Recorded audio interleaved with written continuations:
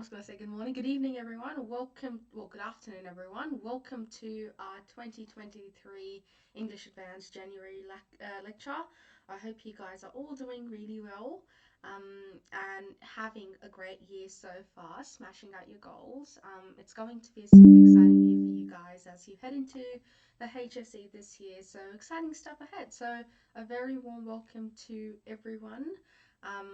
From all of us here at ATAR Notes. Firstly, as you all know, ATAR Notes, just a quick thing about ATAR Notes, as you know, we're an organization that's all about helping you guys out, providing students with resources to help you succeed. So welcome to these lectures. As you know, these lectures are going to be on this week, so definitely go ahead, check out all the lectures that are relevant to you and make the most of them. So once again, a very warm welcome to everyone.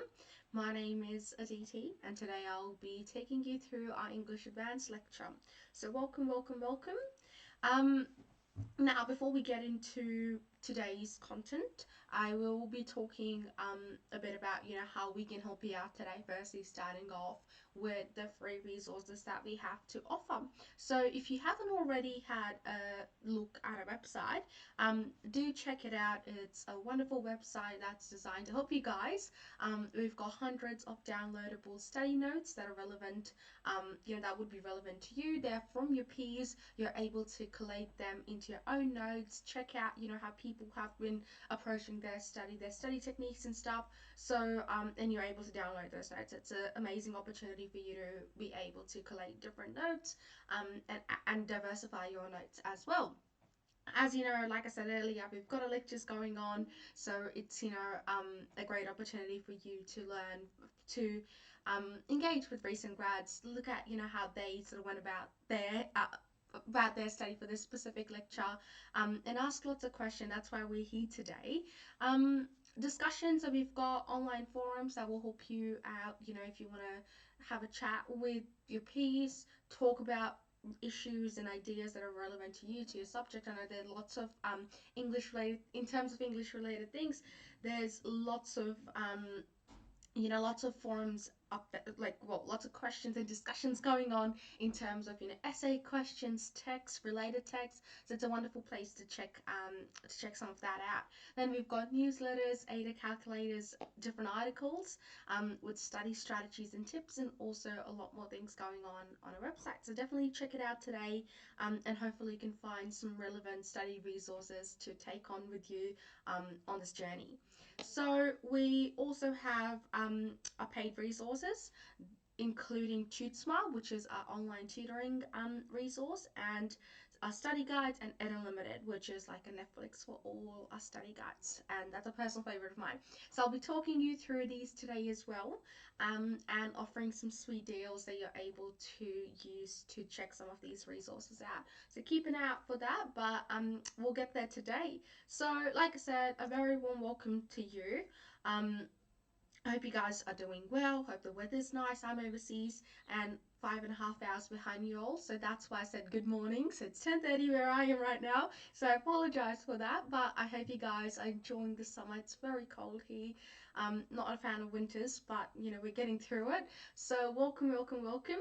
Before we get into our content today, I'd love to know you guys, know what you are all doing, what you're all up to in these holidays, and how we're all feeling in terms of the holidays coming to a close and attacking year 12 after that. So let's jump onto Slido now.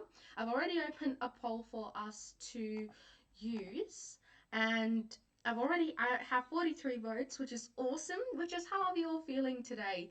I know it's like the holidays, just it's scary, like it's all gone by in a flash. That's how I feel too, and I'm sure many of you are feeling that way too. Another day closer to school starting again.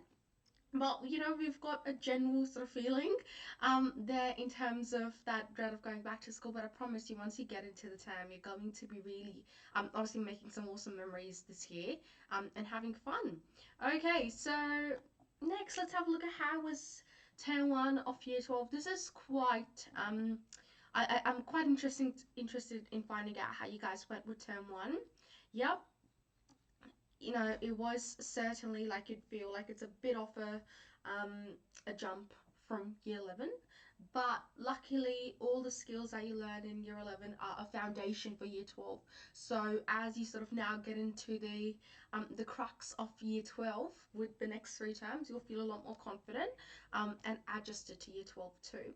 Now, one thing that I did forget to mention earlier on was with these lectures, they're recorded. So once we finish our live stream, you'll be able to access the recording of this lecture.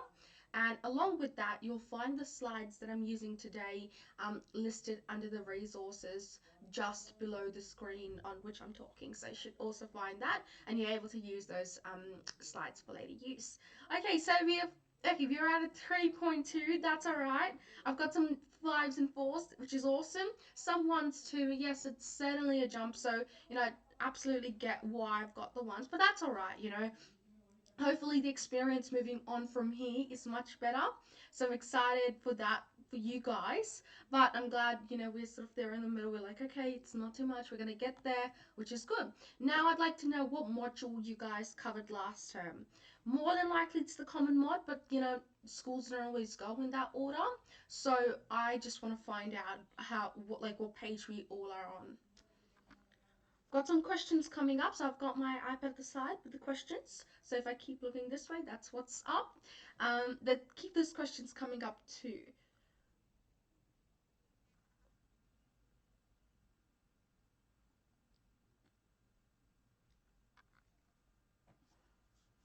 Okay, cool. So wow, all of us have done Common Word, which is awesome. So if you haven't worded yet, please do, especially if you did a different module.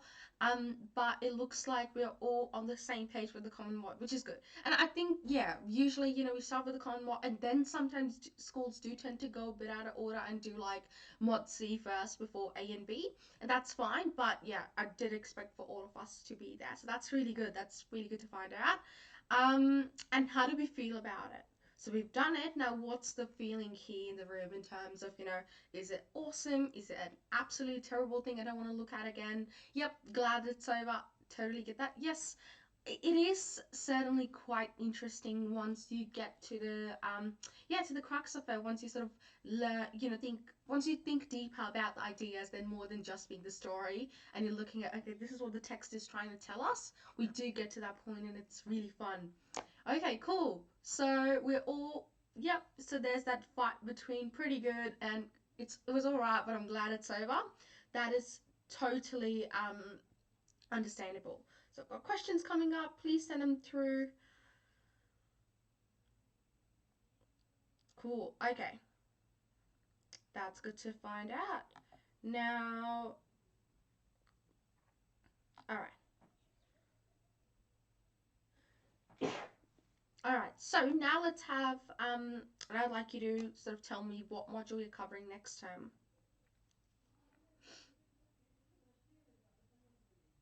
Okay. Yep.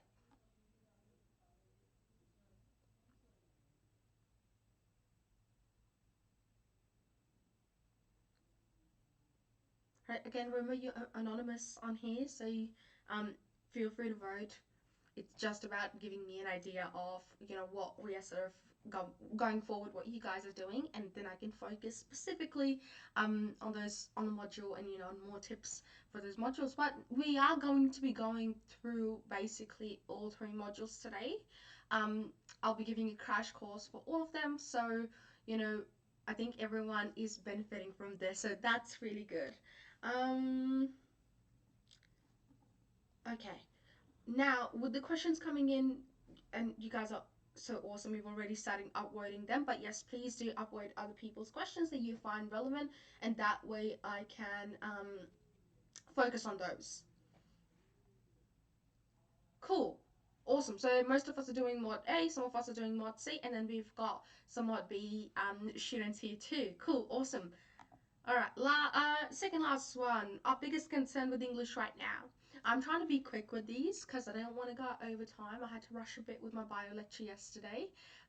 So I'm trying to stay on track and stay disciplined and get through everything, so I do have a lot of time for questions. I promise you I do want to do a lot of that, so we'll be getting there today. Scared of failure? Yep, that's definitely a very valid concern, at the beginning of your talk. But I promise you, once you get to that point, once you sort of start getting into the gist of it with the three continuous term, you'll feel like you're alright, you're gonna get there, and there's nothing to be scared of. English is okay. As second writing essays. I was gonna say English is quite a subjective subject, so you can always be quite creative with it and go your own way. Um, Okay, how to make notes? Yes, psycho writing essays. Essays will be discussing that today without doubt. So please ask any essay specific questions too. Feel like I've seen some questions come up in terms of how many quotes you should use and stuff. So keep those coming. Um, and feel free to have questions across all four modules. Not a problem. Okay, timing, writing. Yep, psycho writing essays. How to make notes? Yes.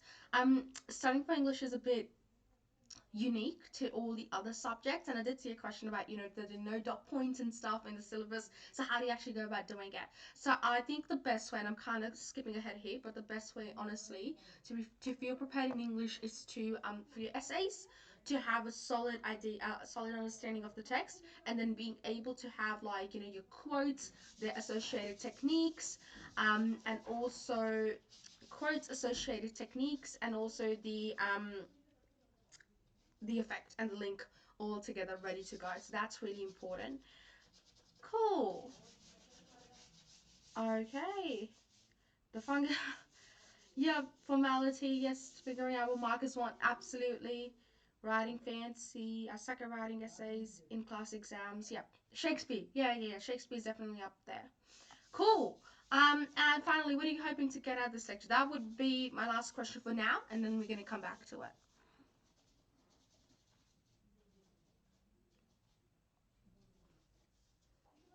Okay. Again, keep those questions coming up.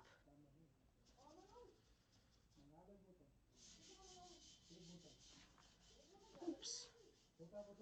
Okay. And yep, time management. Yes. Oh, time management, big one. Absolutely. Multimodal. Uh-huh. You can definitely ask multimodal specific questions if you like. I don't have any section on it, but I'm more than happy to answer any questions you may have about that.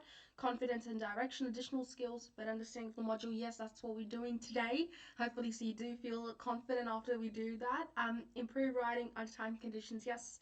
Extra tips, improving essay, help on note taking. So I'll talk about some techniques that worked for me.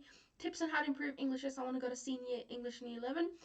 Don't worry about year 11. Honestly, just it's gone, it's done, it's not counting towards year 12. So don't have that as a breather that just because I did bad in year 11, same thing's going to repeat in year 12. It won't. Just work hard for it, and don't let your year 11 results get in the way. Um, I personally had a very hard year 11 with personal stuff going on and COVID. So, I do think that you sort of need to get to a point where it's like, it's done. I start counting towards my HSC. I just need to focus ahead. How to write essays, understanding what the questions are asking. Yep, so we'll be doing that. Cool, you guys, awesome stuff. And hopefully, again, I'm going to try and get all of this in the lecture, talk about these tips and everything. But if there is specific questions, like specific things, pop them on the slido and upload them so I can get to them. Okay, now what I'm going to do is let's jump to the slides. Yep, awesome. So awesome stuff there. Keep that coming. Let's jump to the slides, get through our content. Like I said, I want to be disciplined with it today, and so that we're able to get through everything and then answer lots of questions. Lots of questions at the end. Cool. So quick about me. My name is Aditi. I graduated in 2021 as the Ducks. With an ATAR of 95. I've got so I did English 3 units, PDHP biology, chemistry, and maths 3 units, but I always like to say don't like talking about maths 3 units and chemistry. So so that was like the guilty laugh. No, but if you've got any questions about either of them, please feel free to ask. Not like content specific questions, but like about my experience of it or how I found them. That's all good. So yeah, so those were my subjects. I'm currently at the University of Sydney studying a Bachelor of Science and Bachelor of Advanced Studies in Medical Science as a Del Yale scholar and majoring in medical science and political economy. Love reading, good shows, and sunny days. And luckily, it's a sunny day where I'm here today, so that's really nice. It's been very cold, like I said earlier. I've been like whinging about the cold to everyone. Don't like cold. But yeah, so Keep those questions coming. I'm seeing awesome questions, and I'm like, should I sidetrack, answer it? No, discipline. We're gonna get to them at the end, but upvote them, please. So today, my job is to break down the English Advanced syllabus for you, and give you a crash course for the modules. For module A, B, and C, we're gonna revise Common Mod, and to make you feel confident and knowledgeable about what's to come, we will be talking about study techniques, about things that you need to sort of do for Band 6 essays and stuff. But if they are specific, like I said, specific things you want me to focus on, pop it as a question. Your job is today to listen. And I know it's easier said than done, staring at a screen for 2.5 hours and thinking, all right, I need to stay focused. It's hard. So taking notes is going to help. So yeah, do that. Jot down stuff that's useful to you. Obviously, you have the slides, but taking down notes is helpful because it's a way of jogging your memory. Hand to paper contact, it's good. So participate through Slido, which you guys have already done fantastically, so thank you so much for that. Keep it up, and ask lots and lots of questions, which I'm seeing coming through, so keep them coming through, please. Okay, cool. Let's do it. So the game plan for today: revision and then crash course for module A, B, and C. Please excuse my wonky drawing there. I did try to draw that thingy really nicely. Didn't end up. I tried a couple of times and I was like, that's it. We need to move on. So let's start off with a common mod. Success in common module, especially when we're looking at the essays, it's nailing a thesis writing, being able to write a thesis that's specific to the question. That's very important. You can have an awesome essay with amazing analysis, but if it's not answering the question that's asked on the day, it's pointless. The marker is going to know immediately when you've got a memorized essay that you're trying to fit into the question, versus when you're actually thoughtfully structuring your analysis and everything to the question that they're asking. So thesis writing is a key here, and so is having an essay structure that allows you to express your ideas. So that's the key for success here in the common mod. Now remember, the way the exam is structured, we've got paper 1, text and human experiences. The first section is our unseen text. It's 45 minutes writing time, and you've got 10 minutes reading time. The reading time is for obviously to read the questions, but also you want to try and read all your text with it, and being able to mark down, okay. Now remember, before I go on, you always want to read the question first before you read your text, because when you read the question and you go read your text, you're looking for the answer. You're not just taking your time to read the text and saying, okay, this is what the question is asking. We don't have the time for that, unfortunately. 10 minutes, we are on the, time's running, so you really need to make sure you read the question, read the text, and mentally you're like, okay, there's the answer. So that's how that's an effective way to use your reading time. Section 2 is going to be, sorry about that, I've got section 1 there again, but section 1 is unseen text. Section 2 is the essay. You have 45 minutes to write the essay, but you only have 5 minutes to read the question. And in that 5 minutes, you kind of want to think, okay, this is the question, this is what I've prepared, these were my quotes, this is what I've come into the room with. Now I need to adapt that to the question. Sometimes it'd be easy adaptation done. Sometimes it can be hard. So that's where practice comes into use. If you've practiced with a lot of different questions, you know how to maneuver your prepared, quotes and analysis around. That's where success lies with the essay. So section 2 is the essay. Again, apologies for this. Section 2 is for the essay. You've got 45 minutes writing time and 5 minutes reading time. You want to use the reading time to read the question and mentally have a plan to attack that question. Now, remember, rubric is the key here. Everything is coming back to the rubric. Unlike other subjects, and kind of fortunately, unlike other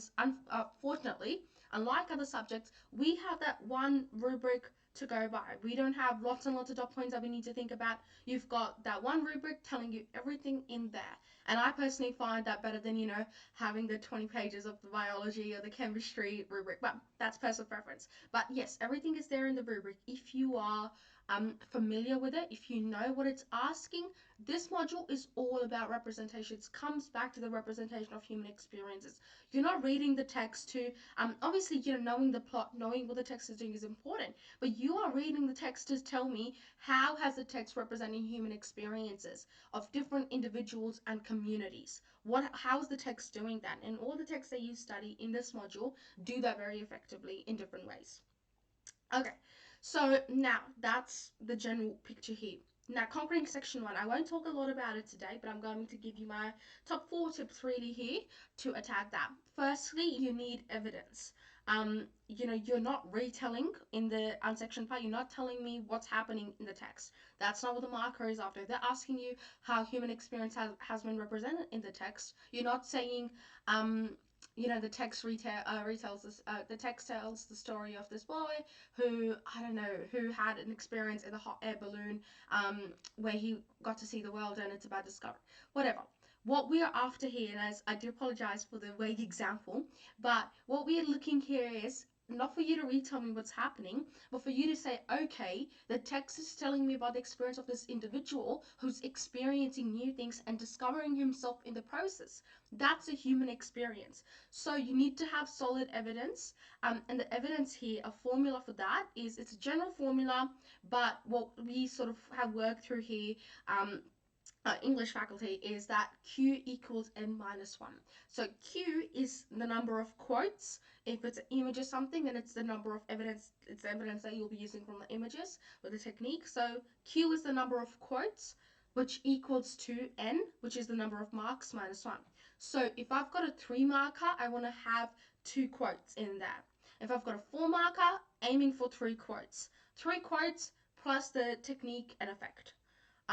This is, well, again, like I said, it's general formula, but it's important because it makes sure that you have, that you want to aim to have more quotes than less quotes. So even if you've got 2 quotes for a 3 marker, you may be able to get away with 1, but you don't want to leave that, risky spot that you want to be able to say, okay, I've got 2 there, so they can give me the 2 marks for the analysis and then a mark for my topic sentence and in general.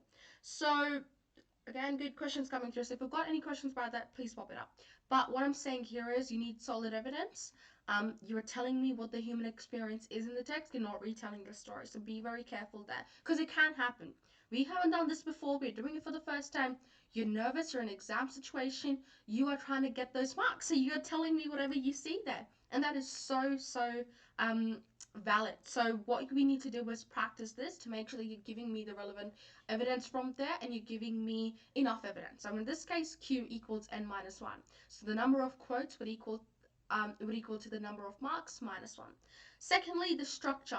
And with the structure, the first thing here is the direct topic sentence. You want to be you need to have a direct topic sentence that is that is answering the question straight away. We are not going around in circles. You don't have the time to do that. For a 3 marker, you don't want to write 2 sentences, 3 sentences as a topic sentence. If the question is asking you, how does this text represent the human experience of discovery, for example, you don't want to say the text represents human experience of discovery and allows individuals to feel. Yes, that's part of it, but you're not telling me anything new here. You're repeating what's there in the question. So what you need to do is be able to tell me that the text represents the human experience of discovery through the experiences, or through the experiences of the little boy who is discovering himself in the hot air balloon. Something like that, where we are talking, where we are specific. I'm not just repeating the question again. I'm actually telling you in the very first topic sentence, how is it happening? Questions that are like, how does this text use language features to give insight into human experiences? You want to say the text uses language features like symbolism and metaphors, in order to allow readers to gain insight into the human experience of loneliness, for example. So have a direct topic sentence. Now, structure, we want to aim for structure, and I've got QTEL there. That's your analysis bit. You want to have your quote. So quote, technique, effect, and link. So we're not just saying the quote and saying, okay, the quote is used, this is what it shows. We need to say the quote is used in this way, the technique, to have this effect, and then we link it back to human experiences and to the question. So that's very important. And then time management here is super important. You don't want to spend, and it totally happens. Like, honestly, the first time you do it, you're spending a lot more time than you should on a 3 marker. And that's all right. That's why, again, practice comes into use here.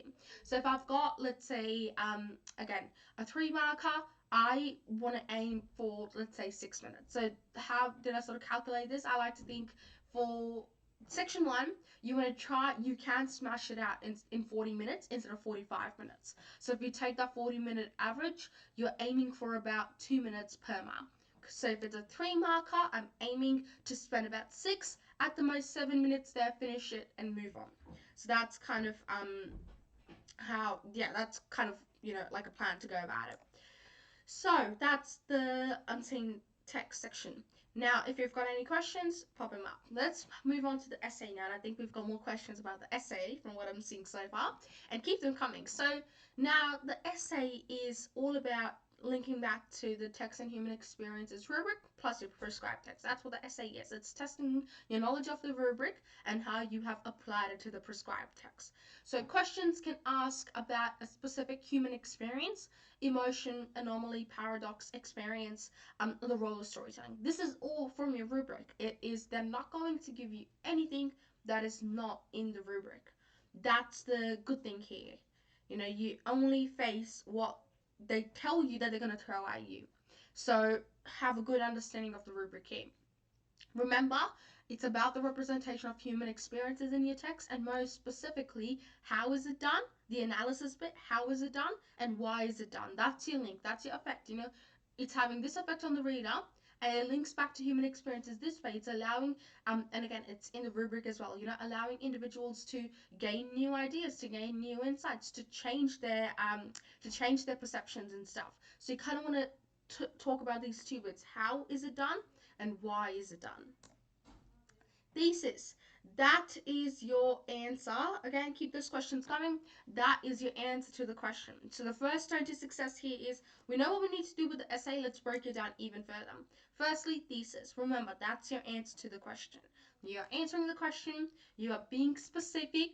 And this is where, again, teachers say that this is where the marker immediately, they know what sort of the standard of the essay is. The thesis tells the marker that, because the marker can see when you're actually answering the question versus when you're trying to answer the question by fitting in whatever you would have prepared for. So how do we get good at this? You practice against a range of different questions. Start off easy, get to the harder questions, and you can make up your own questions, and you can also find them online. You've got 4 papers to go off now, and you can find plenty of practice questions as well.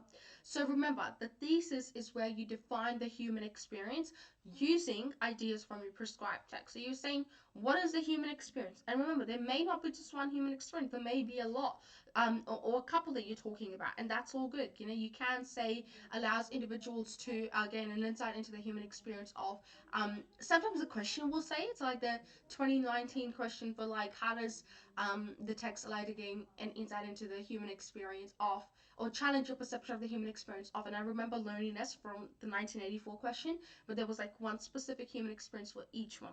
So you could go specifically to one human experience, or you can make it a lot more broad and talk about the general human experience, and then in your paragraphs talk about specifically each human experience. There's no right or wrong structure as long as it's answering the question and you're getting everything in there. So obviously what I mean by that, not that you can just sort of flake it and it's not wrong, but what I mean is you can structure your ideas in any way as long as it makes sense, it's succinct, and it's coherent. So that's the first bit of what is the human experience, and then you need to talk about what is the relationship between the human experience and the text. How is the text giving us insight into the human experience, and why is it doing that? What is it telling us?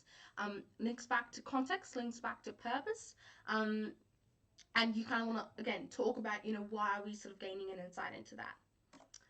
So critical thinking is quite important here, where we need to look at, in a way, we're looking at different ideas, different ways of thinking about human experiences. So looking at Martha Nussbaum's contemporary American, so she's firstly a contemporary American ethical philosopher, and her way of thinking about human experience and the way that she talks about it is that she connects the concept of moral imagination with storytelling. So Stories use characters to present diverse perspectives, motivations, and experiences, and stories intensify emotions in readers. So, therefore, the emotions and empathies that we gain as a result of storytelling, that is expanding our moral imagination. So think about this in light of all of the fables and fairy tales and even texts that we read now. It's about us having empathy and emotions for the characters, which is allowing us to then expand our moral imagination. So this is what she specifically says about texts, but in summary, it's that texts are about emotions, sharing, and the pursuit of justice. And that's the text from which in which she talks about this specific concept of linking moral imagination with storytelling. Okay, next we've got Michael Foucault. So he is another navel grazing French philosopher, and he is associated with post-structuralism. So he articulated the idea of power knowledge. Absolute truths are example of the exercise of power through acceptable forms of knowledge. So what he is saying basically that institutions and modes of discourse shape what is acceptable, and therefore human experiences and truths are constructed by power, and literature may exercise that power. So think about this, especially if you're doing texts like Crucible 1984, texts that really do bring this to light. You kind of want to think about them and be able to think about, okay, literature itself, the text itself is shaping, is exercising that power to show us what's right versus what's wrong. And we see that happening within the text as well. So it's a way of thinking, it's a way of critically thinking about human experiences being portrayed. Again, keep those questions coming. Okay, so that's basically what he said. I won't read the whole thing, but it's all about the idea of power dictating truths. Next, we've got the Beat Generation, so a literary movement in the 1950s to the 60s that expanded literary expression into areas that were considered taboo. So they articulated in their manifesto the new vision that naked expression is the seed of creativity, the artist's consciousness is expanded by the derangement of the senses, and art eludes conventional morality. So what they're saying is that literature compels mainstream discourse to confront its own assumptions about what it actually means to be human. And along with that, literary transgressions have paved the way for tangible change to institutions. So they're focusing on the role of literature to bring about change. So Allen Ginsberg says that I saw the best minds of my generation destroyed by madness, starving, hysterical, and naked. And basically, the idea here is that text prompt questions about the way in which we define humanity by drawing boundaries about what is and isn't acceptable, and questioning why are certain human experiences tabooed and should they actually be tabooed from society. So again, a critical way to think about human experiences and the way human experiences have been shaped in our society. So essay structure now. Paragraphs, you want to base your paragraphs on different human experiences. But remember, even though we are basing our paragraphs on different human experiences, with every quote you want to bring in a new idea. With every evidence you're bringing in a new idea that links back to this big human experience. You're not repeating the same thing. So if I talk about prejudice, I'm not repeating about, let's say, discrimination every time. I'm bringing perhaps other ways of prejudice in society into. So I'm I'm bringing in evidence that showcases the different ways in which prejudice is evident in the text, other than just discrimination. So this allows me to have this one big idea, but give a range of different evidence that links back to this big idea here. So paragraphs are based on different human experiences, and every single evidence that you introduces a new idea. Now, paragraph checklist. We want to have a topic sentence, right? That first topic sentence that tells me what this paragraph is going to be about, what human experience you're discussing, and how that links back to the question. Remember, the link back to the question is very important. Sometimes we get carried away. where we are so focused on getting our points across and getting our quotes and everything across, we forget about that linking part. So please make sure you link back to the question. That's super, super important here. And again, that's, and the first time you write an essay, it may not be at the forefront of your mind, and that's totally okay, which is why I'm highlighting and flagging you here. Link back to the question. So we've got a topic sentence, conceptual framework then. So each new piece of evidence reveals new ideas about the themes of the paragraph. So that's what I talk about. That's, what I mean when I say there needs to be conceptual framework where every new point that you're introducing, it's something new. Every evidence that you bring in, something new. You're not repeating the same thing. You are giving me solid you're giving me solid evidence to back up your point and showing me how the text is portraying a range of different human experiences. So that's that. Then your quote analysis, remember. Now, there's lots of different structures for it, right? Teal, peel, whatever. I personally like QTL, which is why I've got it here. But you can use whichever one you like, whichever one works for you. But QTL works for me because it's telling me quote, technique, effect, link, where I know I won't go wrong because I've got those 3-4 things there, and I need to follow it through. Sometimes, obviously, you can change around. You can say the use of symbolism in, then bring in your quote, and then the effect. That works, but this tells me there's that general framework that I need to stick to each time. But you use whatever works for you. Then linking. Remember, you have your audience impact. Don't forget your audience impact. You need to talk about, why is it done? That's your audience impact. And link it back to your thesis. Link it back to the question. Okay, so let's move on. Again, I'm seeing some awesome questions come through. Please keep them coming through, and we're going to go through them in the break. So, an exemplar here. I won't read through the whole thing, but I'm going to paint. So, I'm going to highlight what the big ideas here are. So, we've got a paragraph, a topic sentence. All this narrative challenges the assumption that truth and reality can be objective and exposes how both are determined by political power. All right, so that's a topic sentence. This is what the paragraph is going to be about.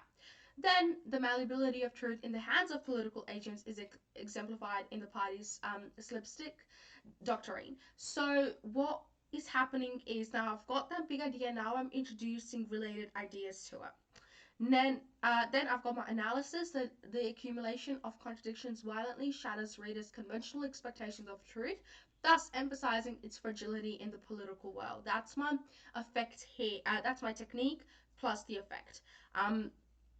Then again, we've got, so actually before we go ahead, then I've got my audience impact, right? So in doing so, Oval espouses the vulnerability of truth to manipulation, challenging the assumptions directly from the rubric, challenging the assumptions of its audience that it is possible to individually identify truths, even with the pressure to conform to collective truths. So that's, you've got that one sort of one part of QTL, one round of QTL. Then as again, I won't read the whole paragraph, but as you read the paragraph, you see that new ideas are being introduced. So we start off with the malleability of truth in the hands of political agents, and it continues on from there by asserting the possibility of individuals to know objective truths, even in a totalitarian state. And moreover, Orwell destabilizes his readers' trust in truisms and thus their conventional expectations of truth in reality. So every time I'm introducing new points, I'm not repeating the same thing, and I've got I've got a variety of evidence that is linking back to the big idea of truth and reality, but how Orwell is portraying that in different ways.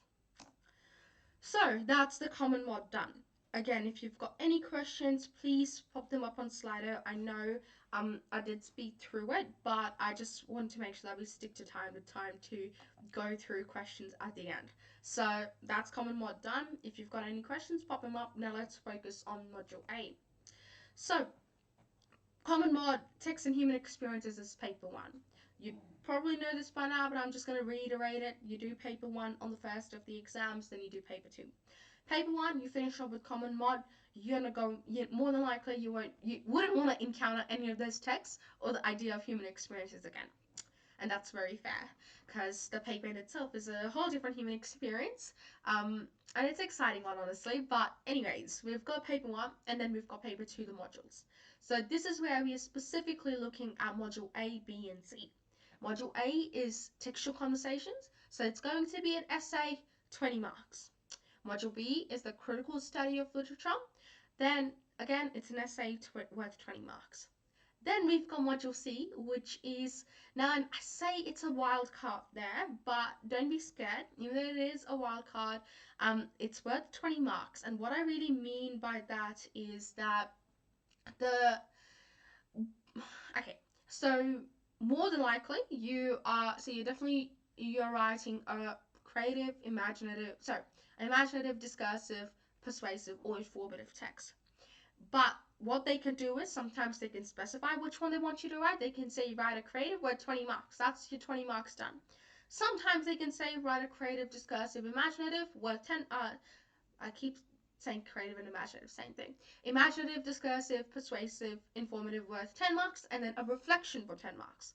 What they did quite interestingly last year in 2022 was they said you write a creative, persuasive, or discursive, I believe. There was that choice, worth 15 marks. And then there was almost an unseen section type question worth 5 marks, where they were like, how does this, I can't remember off the top of my head now, but how does this text, I can't remember if it was a text or an image, but how does this text represent creativity? Something along those lines. And that was a 5 marker. And that's why I've said it's a wild card. Because we've seen reflections and writing 20 markers, but we haven't seen that interesting mix of 15 and 5 marks that happened last year. So that's why I've said it's a wild card. But if you are prepared with if you are confident in the writing, you know how to ace the writing, you'll be fine with it. There's nothing to worry about it here. Cool. So let's move on now. Module A rundown. We are going to go through the syllabus today. We are going to look at comparative analysis and then study techniques for Module A. So, Module A syllabus, it's textual conversations. Basically, you're looking at how two texts are conversing with each other, how they're exchanging ideas, and why is that important. Won't read through the whole thing. Yep, it does feel like you're going to pass out when you read it, when you look at it for the first time. A lot going on there. So let's break it down. Resonances and dissonances. You're looking at this. You're looking at the similarities and differences between texts and within text too. Reimagining and reframing. Here we're looking at textual appropriation. One of the texts, and you would see that in all of your texts in Module A, you've got the parent text, which is written by a great author, like a significant author. Think about Shakespeare, for instance. Think about Shakespeare, Margaret Atwood, so Wit, but I'm not going to confuse it with the text just yet. But anyway, so you've got the first text that's written, that's great, it's a canonical text. Then you've got a child text. I like to call it a child text. You can call it adapted text, whatever you like. That text is written or is directed or whatever by not new, but by a modern author. Why? Why are we appropriating text? That's the question here. Why am I messing with a text that was already written, very famous 400 years ago, and making a documentary about it now? What's the purpose? So we're looking at textual appropriation here. Common or disparate issues. So here we need to look at themes or ideas that appear in one or both texts, and how they differ or mirror to the text, to the parent text. Then context. Now, context is the key in this module. You look at context in Common Mod 2, you look at context in Mod B too, and obviously in Mod C to some extent, but context plays a very, very significant role in Module A because it's all about context. I am messing with a text that was written 400 years ago because it's not as relevant to my 21st century society now. So I'm going to change it and I'm going to present it to people to show those ideas, but show ideas that are relevant to the 21st century and that are relevant in that are portrayed in a way that is relevant to the 21st century. Some of those texts are written like in the 1900s too, so that's why it's in the 20th century, whatever it is. But it's about context. So the influence of society in which the context itself is the influence of the society in which the text was produced. Your text both shapes the context. The text is shaping the context by showing ideas. Think of Shakespeare. Shakespeare's whenever you think of context, I think one of the prime sort of reinforcers of context is Shakespeare. He is reinforcing the ideals that were set in the Elizabethan era. So it's about shaping the context and being shaped by the context. That's what context is here. So key takeaways are we're looking at what are the similarities and differences between your texts. How has context influenced both those texts? What is the purpose of appropriating text and what is the value of a comparative study? Personal voice is very important here because you need to be able to then bring in your own ideas and talk about why is this textual appropriation important, why is it done, based on what your perspective is here. So it's quite important, and your personal voice shapes the essay. So what are the similarities and differences between your texts? That's analysis. That's where we're analyzing those similarities and differences. Then we've got how has context influenced both texts? Again, analysis. If I look at Shakespeare, how has this Elizabethan context influenced, the way in which he portrayed, the way in which he has portrayed monarchy in Richard III, which is one of the texts, versus how has context influenced Al Pacino's docudrama? How has this 20th century influenced the way in which he has shown Richard III in his docudrama? So that's analysis. Then we've got what is the purpose of appropriating text? That's your thesis. The question will obviously be based on this idea of textual conversations, and you bring in the purpose of this appropriation in your thesis. And then what is the value of a comparative study? Why are we doing this? That is also in your thesis. And you'll also talk about it in your audience impact. Where you talk about why are we learning this, why is it important, what are audiences learning from it. With some of the ideas, for instance, from your parent text, again, let's go back to Shakespeare, where he talks about power and the Machiavellian depiction of villains. That's still relevant to a great extent to 21st century. Just because those villains may not wear robes anymore but suits or whatever, it's the same thing. So there are similarities, there are things that stay universal, and sometimes that's what the comparative study tells us. But think about it, and it's whatever your perception is of of why this comparative study is important. So writing a band 6 essay, solid thesis is the key. So thesis ideas. These are general ideas, generic ideas that you will then mold to your text. But this is to sort of start, get you thinking, to confront conflicting perspectives on universal ideas, to highlight how themes transcend time, to showcase the power of language, to reshape context, to articulate the necessity of renewing art to make canonical text accessible, and finally to critique the canonical status of text. For instance, why did those, why is Shakespeare great? Perhaps that is what Pacino is talking about in his docudrama. Okay. Awesome. So the end game here is the different types of obviously the essay, and these are the different types of questions you can encounter. Once you've done the module, once you feel confident with it, you want to go ahead, have a look at a range of different questions. You'll have 4 papers to go by. I don't know, it's not a lot, but it's better than 2, it's better than 3, so that's good. So have a go with that. Question 1 here is that everything is being dismantled, reconstructed, recycled. To what end, for what purpose? To what extent is the statement true of the text that you've studied? So this is about appropriation. Why are we appropriating text? So in your response, make close references to the pair of prescribed texts that you've studied in Module A. The next question, in textual conversations, the latter text is often seen as a shadow, lacking the originality and power of the earlier. To what extent is the statement true of the 2 prescribed texts you've studied in Module A? So again, going along the same line as question 1, as the first one over here, but now we've kind of got the statement that we are using as our foundation. Finally, we've got excerpt from the text, and these are exciting questions. So this is an excerpt from Margaret Atwood's Haxie. So the question is for Tempest and Haxie, the pair. So explain the centrality of the motive of performance in the textual conversation between Shakespeare's The Tempest and Margaret Atwood's Haxie. In your response, refer to the quotation and your understanding of the prescribed text. So now it's a very specific idea, but don't forget it's still linking back to the conversation, to the appropriation. Why? And now it's about the similarity of the motif of performance that's central to both the play and the text. Why?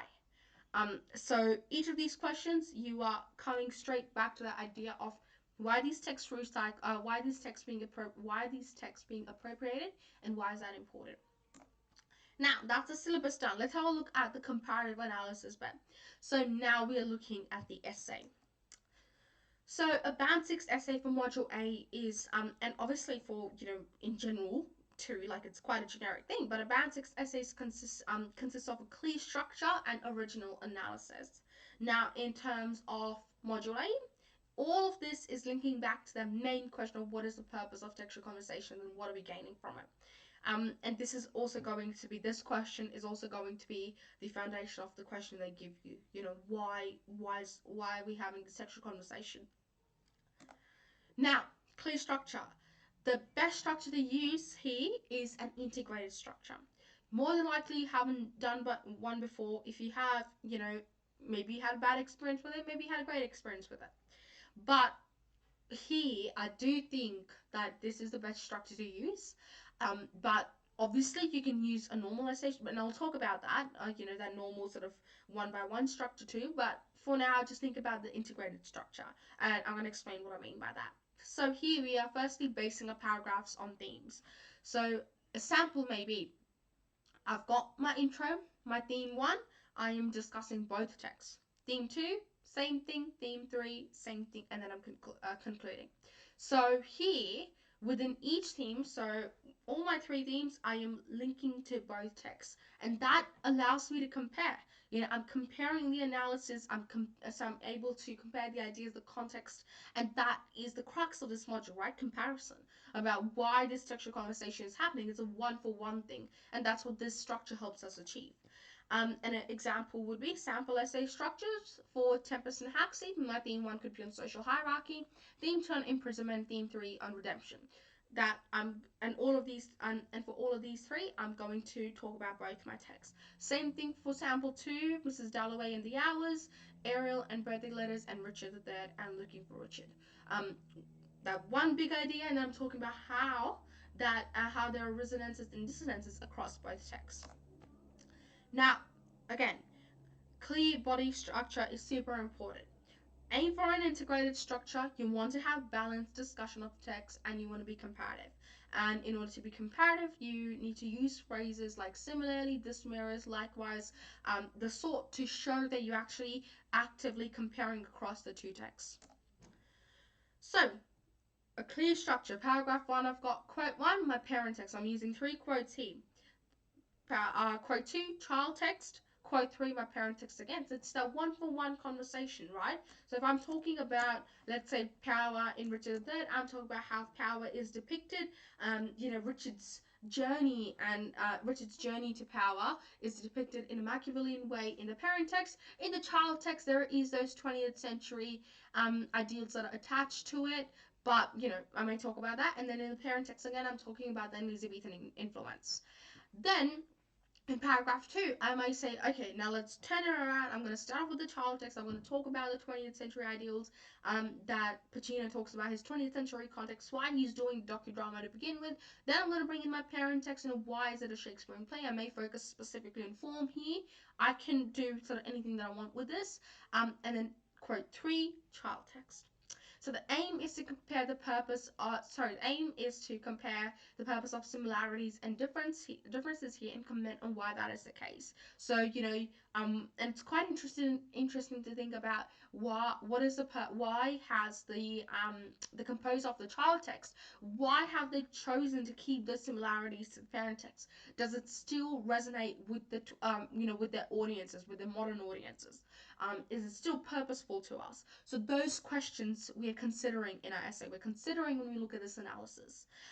Again, context is the key here. You're looking at why these changes have occurred as a result of the context, as a result of the changes in our living style and our ideals across time. So that's what's quite important here. If you've got any questions about these, please keep them coming. If anything is confusing, when we repeat myself, more than happy to do that. Just pop up a question. So, and okay, so your analysis kind of needs, it should flow something like this. First, I read text, say that was my parent text. This is what it said about the audience for which it was written, and I thought this. Then I read text B that was written for a more modern audience, and I thought, okay, it's quite interesting in the way that humanity has changed over time, and yet at the same time, humanity hasn't changed. We still remain the same people at our core, and it has changed my opinion of what was represented in text A.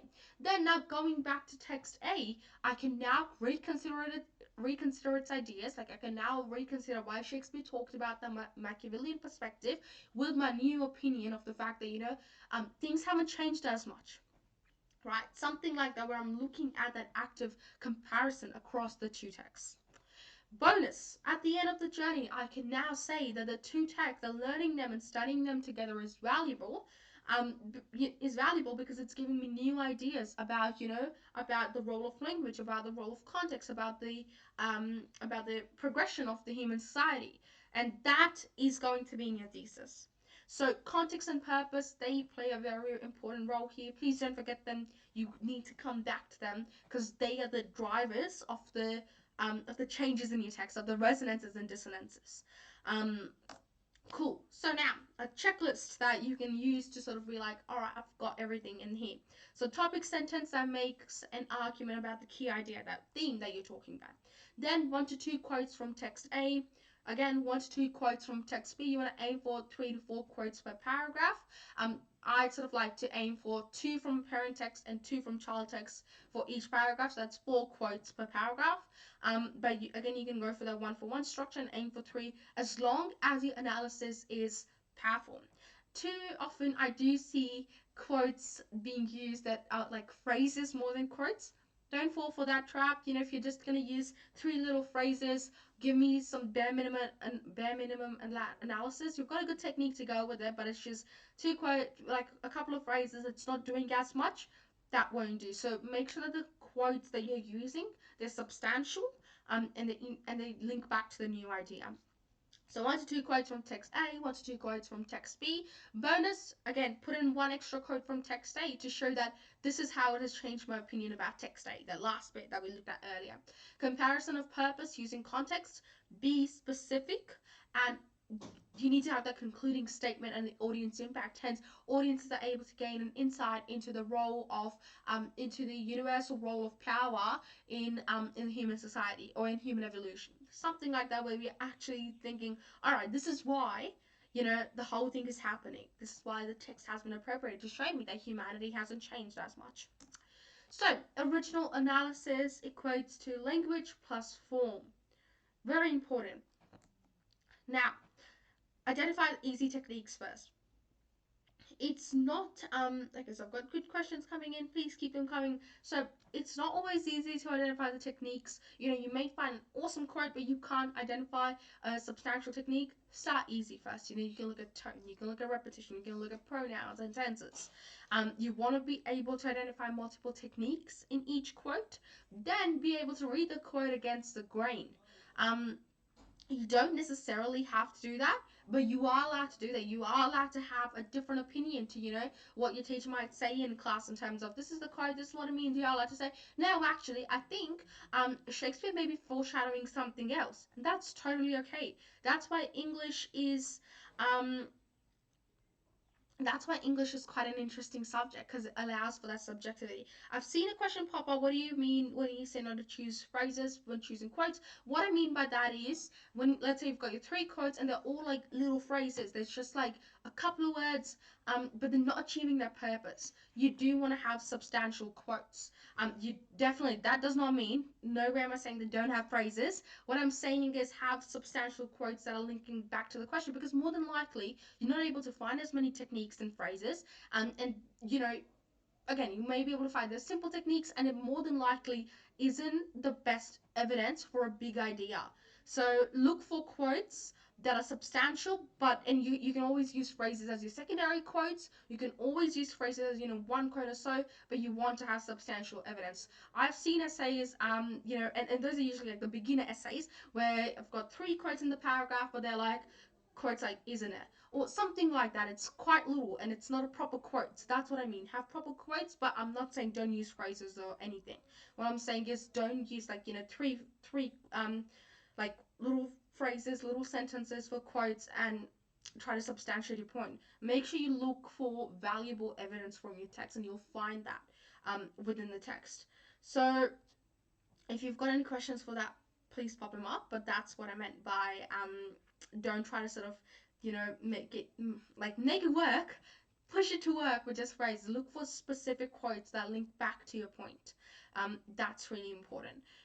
Again, not saying don't use phrases, but all I'm saying is I've seen plenty of essays where it's 3 quotes and they're all little phrases. They're not answering the questions. They barely have any techniques attached to it. We don't want to do that. So, okay.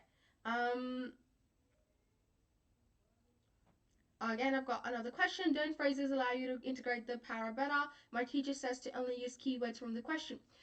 That's a good that's good. So what your teacher would be saying is, if it's long quotes, like they're really long, but they've got those keywords, you want to use those ellipses and only use keywords.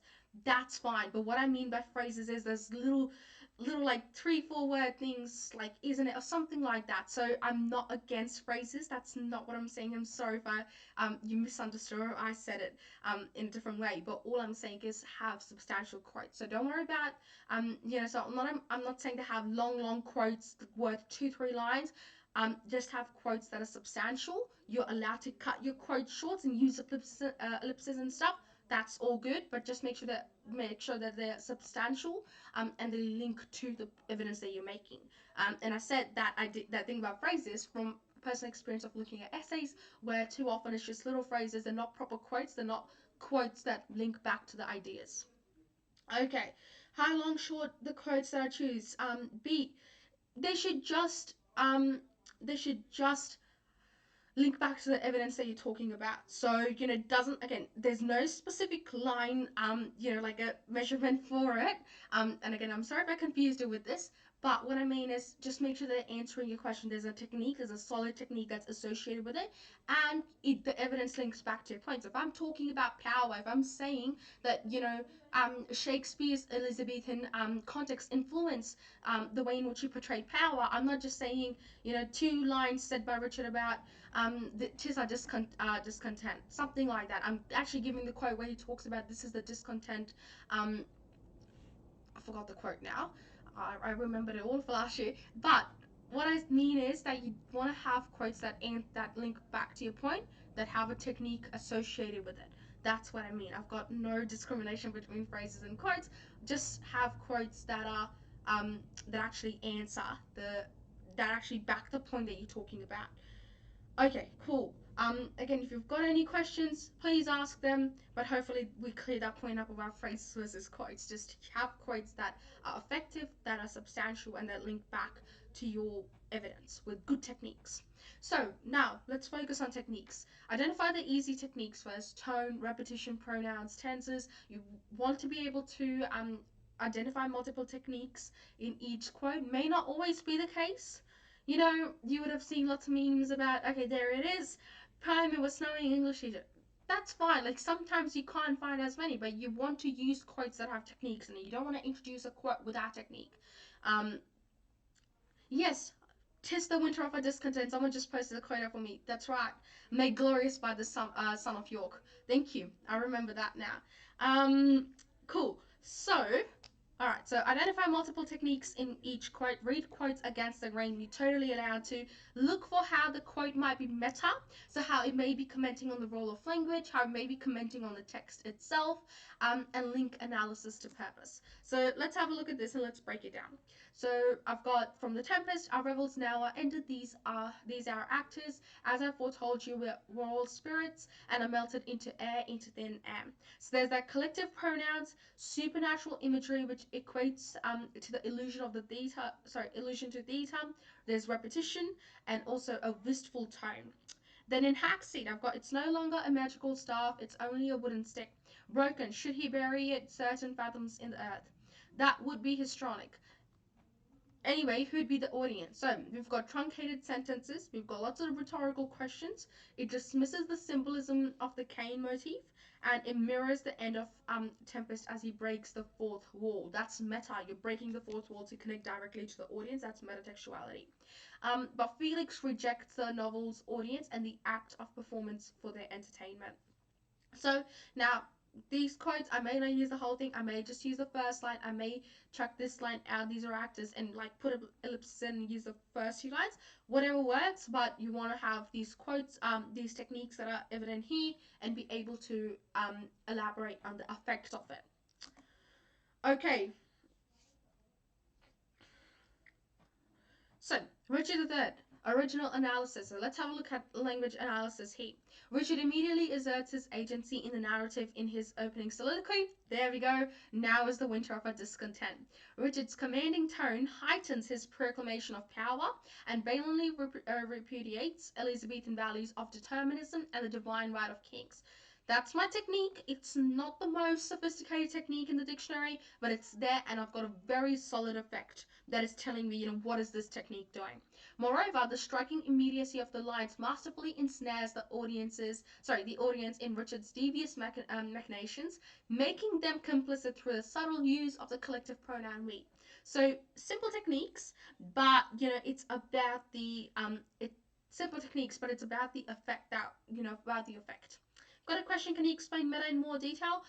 Meta is basically when texts go meta, they're commenting on language, about the power of language. So they are, they'll be commenting on their role, as a tool of literature, for example. Or meta could be about breaking the third wall to directly communicate with the audience. That's what metatextuality is. Is when a text is recognizing its own role in literature, saying that this is how language is used, for instance, or breaking the fourth wall to talk directly to the audiences. So original analysis form.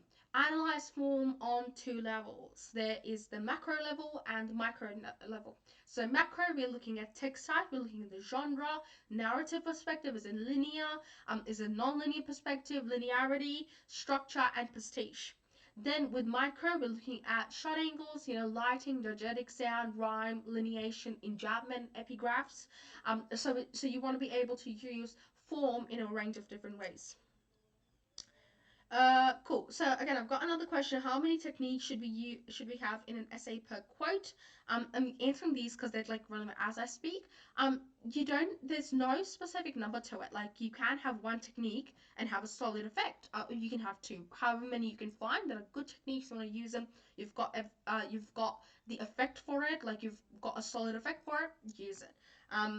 But yeah, like there's no specific number there. So what I'm going to quickly do is just mark them as done, so that way I remember not to repeat myself later on.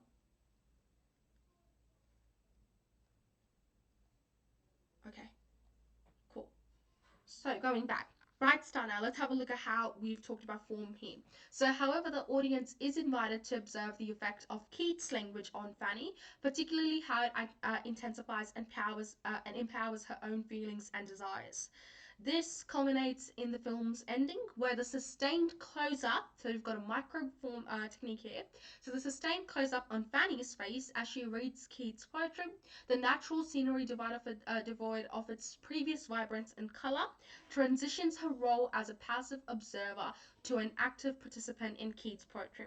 Well, and that's my technique. So I've just got one technique there, which is, microform, but that's all good. I've got a solid effect that links to it. Okay, so whilst Keats focuses on the poet as the author of meaning, Campion exalts the agency of the reader through Fanny's characterization, a macro technique, and emphasizes that it is the reader's engagement and interpretation of poetry that imbues language with meaning. Again, one technique with their effects, and it's macro form here. Okay, so that's comparative analysis done, and we are looking good time-wise too, which is good. So now let's have a look at our study techniques. How do we study for it? So firstly, read your text, very important. Gain an understanding of the plot, develop your own understanding of and your own opinion on the text. What is it about? Is it any good? Record key themes and how they differ between text, and use study aids to get through it. So, you're allowed to use like no fear Shakespeare, or you can definitely, like, I know a lot of Shakespeare plays you can watch on YouTube as you're reading the text. That always helps. It's not always easy to understand the language. That's all good. I've got ATAR Notes text guide here. I'll be talking about it unlimited, and you can find the text guides. They're obviously physical copies that are available too. But using study aids can really help. Okay, in class, organize your quotes into a quote technique effect table. These are your notes. I've seen lots of questions about making notes. Best way to make notes for English is to sort out your quotes, just sort out, what you'll be talking about in the essay. And that can be done through using a quote technique effect table. So that's your QTE table. Record statements of the nature of intertextuality and the value of comparing. You want to be able to consciously link back to the idea of intertextuality between the two texts and compare why it's happening. That's your motto purpose here. And continue identifying themes that could form the basis of your paragraphs. You don't have to stick to the three themes you've chosen at the beginning of the term for your HSC. You can, if it's absolutely, you've written a smashing essay, you love those themes, they encapsulate everything you need, absolutely. But you are allowed to change them until days leading up to the HSC. Obviously, don't change it on the day as you're writing the text, but as you're writing the essay. But what I mean is, you're able to make changes to it. So you constantly want to be thinking, how do I make changes? How do I make it better? Okay, at home, study. Oh, I was gonna say study. No, study. So yes, you do study at home, but it can be done in different ways. So contextual research. Context can make studying mottos so much more interesting. Like a little example from Richard III is, and if you are doing Richard III, we have a Richard III lecture on tomorrow. I'll be doing the Richard III lecture too, but a little sneak peek into that, like it's a propaganda display. So once you get into you go down the rabbit hole of its history and be like, okay, Richard actually in history, like, wasn't that terrible a man, and Shakespeare just made it to please his queen, who is the granddaughter of the guy who defeated Richard, then it's quite interesting to think of it that way. But contextual research can make it so much more fun. Reflection on the purpose of each composer and what has influenced them. Again, that's linking back to purpose. It gives you a lot more to talk about too. And in the essays, obviously there's a point where you have to focus on the analysis and the context and the purpose, and you can't talk endlessly about each. But having a greater understanding of the composer's purpose and linking that back to context can definitely elevate your analysis. Nearer to the end of the term, essay plans and writing that first essay, you want to be able to have the time to think through that first essay, and to really plan it out. So that's where sort of studying for it in advance and having your quotes, having your notes ready for it can be helpful. I've got a range of fixes here. Tables can always work. In terms of making notes, tables are always helpful, especially with the quote technique analysis stuff. Mind maps are great when you're talking about context and purpose. When you're first, putting your ideas together, mind maps are a great way to sort of do that. Like, I personally made mind maps of the syllabus, and link that back to like the concepts in the text. When I was preparing for the HSC for like 1984, I didn't get time to do that from what I did the quote table effect thing, but that was something that I'd like to do for Common Mod.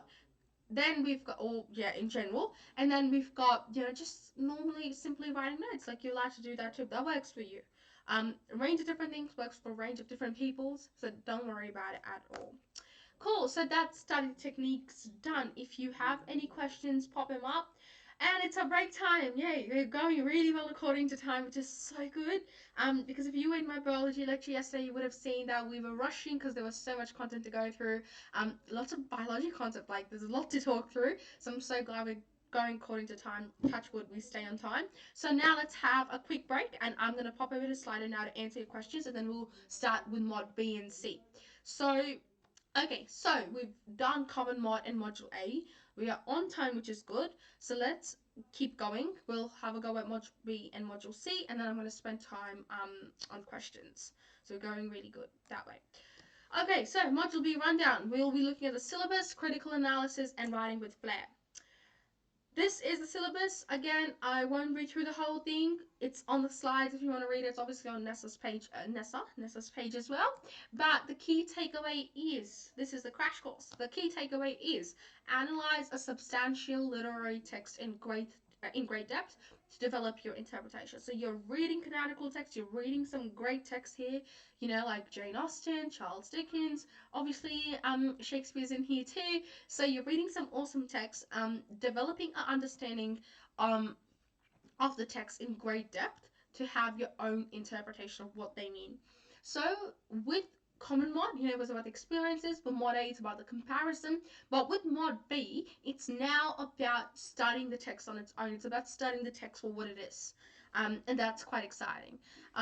Again, thinking back to, like, you know, I don't like English, that question, I think it can be a bit hard to get into the text sometimes, but reading the text and appreciating them for, you know, maybe what they're telling us about the world, that can make you like it just a bit better. And I think sometimes having that, forcing yourself to like it can work. So that's one way to go about it. Your interpretation, now remember, will be formed by having a solid understanding of the text construction, its structure, and its stylistic features. So you're looking at how is it constructed, what is the structure of the text, and look at the form, and then the stylistic features. And the stylistic features will have a lot to do with the context. Like with Jane Austen, you know, one of the texts is Emma. It's written by Jane Austen. It's written in the 18th, 19th century, right? So it captures that tension between romanticism and enlightenment. So you see stylistic features that sort of capture that tension between the context, between the changing context. So here, now the big idea is that of textual integrity.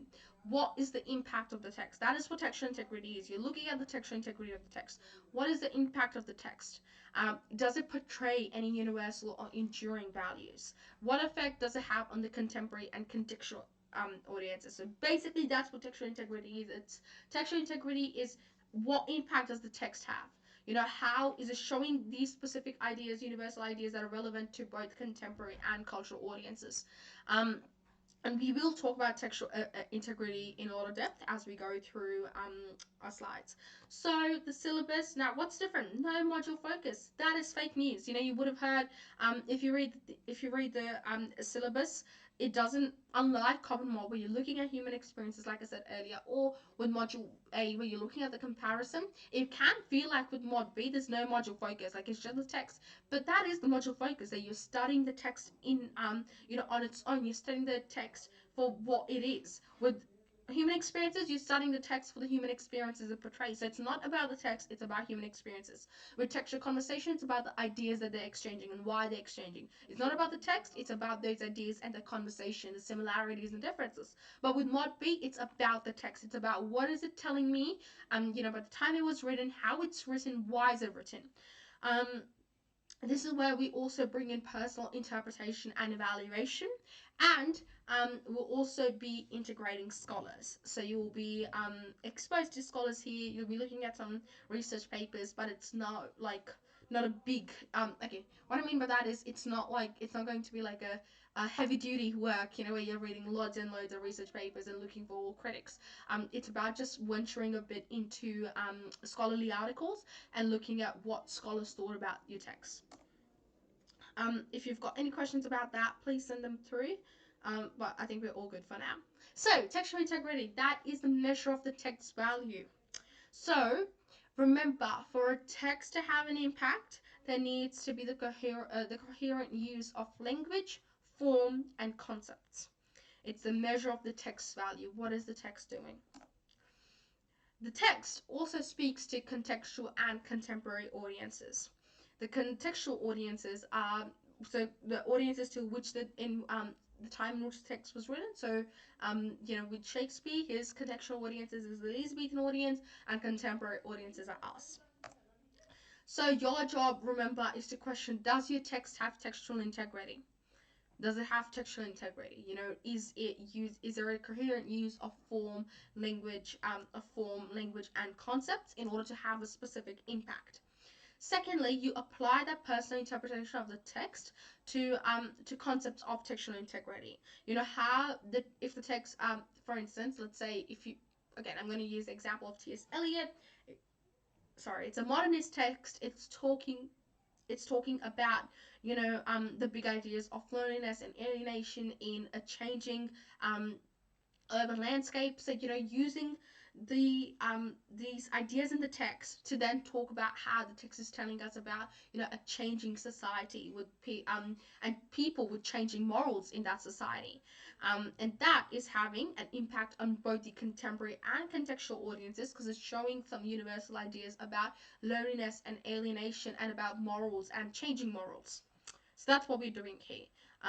It's a lot, without a doubt, it's a lot to sort of digest at once. But once you get to the text and you see, okay, this is what the text is telling me about the world, and this is the influence of the text on the people, on me as a reader, and on the people who read it when the text first came out. This is what the text is doing. It's telling me ideas about universal values that have not changed, that have not shifted, or universal values that have evolved since time. Okay, now the end game here is the paper. So the kinds of questions that you can encounter. So the first one is, you've got your a statement. The primary concern of good nonfiction is to represent is a representation of truth. Then you've got a question: to what extent does the statement relate to your own understanding of your prescribed text? The second one, we've got again another statement. This is specific to the text. This was a general statement. This one is specific to the text. Falstaff has been labeled as one of the nature's predators. Write an extended response in which you challenge or affirm this view regarding Falstaff in Shakespeare's King Henry IV, Part 1. Then third one, you've got Eliot's poetry employs unique voices to privilege personal reflection over wider commentary. That is its strength, that is its weakness. To what extent does the statement align with your view of Eliot's poetry? So it's a very specific question. This is it doesn't say here, but this is like a critic comment. So now we need to sort of either talk about whether our views align with that view. In your response, you must make detailed reference to the journey of the matter. So if you are doing T.S. Eliot, if you know that's the text you're doing for Mod A, you will be looking at 5 poems, but they can specify a specific poem in the text, in the test. So that's a bit annoying, but that's something that can happen, just to flag that to you now. So questions can be super specific here. Now, let's have a look at critical analysis. That's quite important here because what is critical analysis? It's highly sophisticated, in-depth analysis of the text. Now, remember, we are deconstructing the text for what it is now. So we are using highly sophisticated, in-depth analysis. There is a personal interpretation of the meaning. For instance, big ideas in the text like again, for instance, I'm gonna use Jane Austen, right? So big ideas about the role of marriage as a social opportunity for women in the 1800s. So I may, that's that big idea there, but then I may have my own personal interpretation on it, and talk about that personal interpretation. I may have my own specific perspective on it, and that's my personal interpretation. I did see a question come through which asked was right here, and it was a good one. So I'm gonna answer that now. Can you use first person when voicing your personal interpretation? It's a bit of a grey area because some schools and teachers say that's okay, you can. Some say don't. I personally wouldn't. Like whenever you're talking about your own ideas, you want to say hence readers are allowed to believe this, or readers believe this, where I am the reader, or audiences do this. So I always like to position myself as the audience, and that's how I express my personal interpretation. So again, there's nothing like, it's a bit of a gray area, especially with advanced and extension students, but you can, like I know some schools are fine with it, but I personally would I would personally say refrain from it if you can, and stick to like audiences and readers, because you never know, like some markers may not want it, like you don't want to sort of you, you don't want that to be like a like a downfall kind of thing in your essay. So yeah, so refrain from it if you can, and that's my personal advice here. Okay, cool. So, and that's why I said, like, your school probably told you that's fine. You know, it's your personal choice, but I personally like to not use it. So, critical analysis, we're talking about the impact on audience and the judgment on effectiveness. How effective is the text? So, highly sophisticated analysis, how do we do that? We want to start off by identifying multiple techniques. We want to identify more difficult techniques too, because now we're looking at more sophisticated analysis, and now you want to go one step further and talk about the more obscure and sophisticated techniques. We want to analyze the use of form. How is form being used? Remember, think about both macro and micro form, and identifying self-reflexivity. So again, we're looking at that metatextuality in text. Is the text commenting on the role of language? Is the text breaking the fourth wall to talk specifically to the reader? So I've got an example. Okay, so now firstly, identifying multiple techniques. So let's go through each one of these. This is from Great Expectations. As I passed the church, I felt a sublime compassion for the poor creatures where we were destined to go there. Sunday after Sunday, all their lives through, and to lie obscurely at last among the low green mounds. So there's the repetition of Sunday, which creates a sense of monotony and futility of lower class routines. There are euphemisms, condescending tone, and also ironically juxtaposed with a symbol of virtue in the church. We're destined to go there, it's sublime compassion, but then obscurely you lay at the end among the low green mounds. There's that irony there. Oh my goodness, ironic juxtaposition. Okay, next we look at identifying more difficult techniques. So this is from T.S. Eliot's.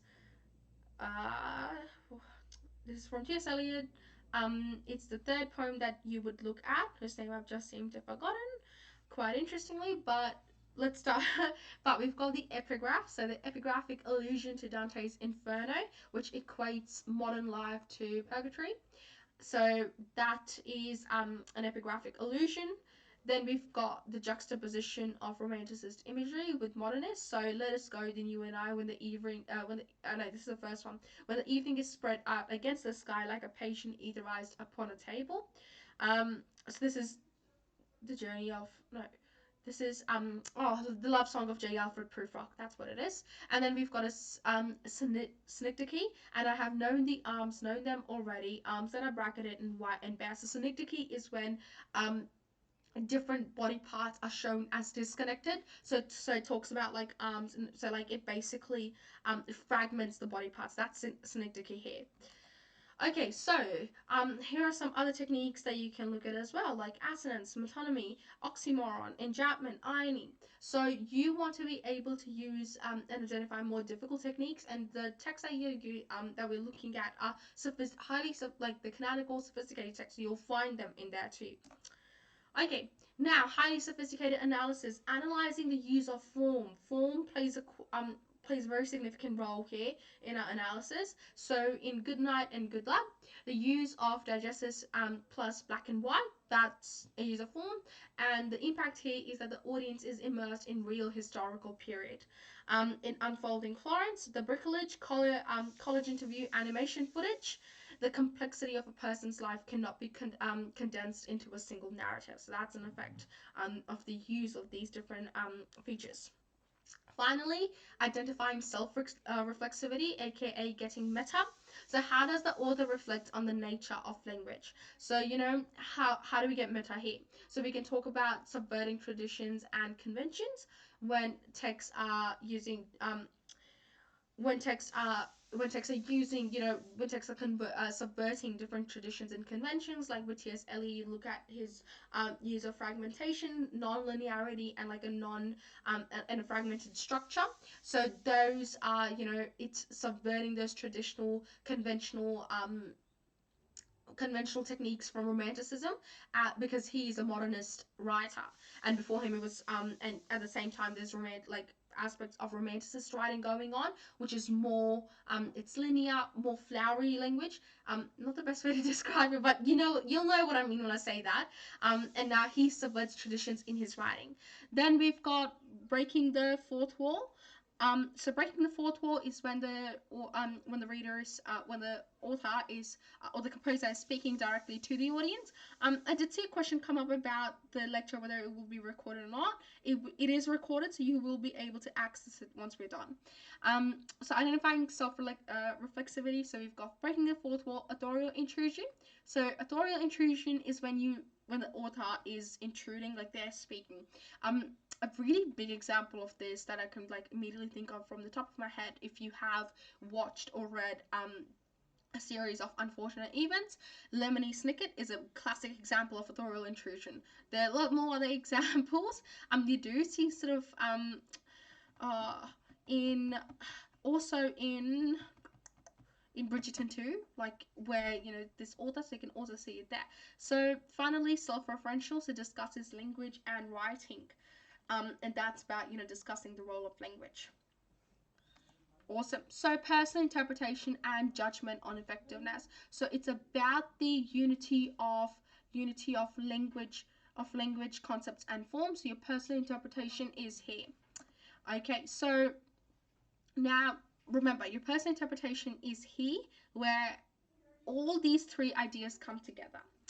Now remember, we want to talk about how, for instance, the text may navigate through binaries, or it contends with human fallibility, proves universal truths for their value, or encapsulates a different time period, and reveals how experience is constructed by power. Okay, now audience impact. What is audience impact?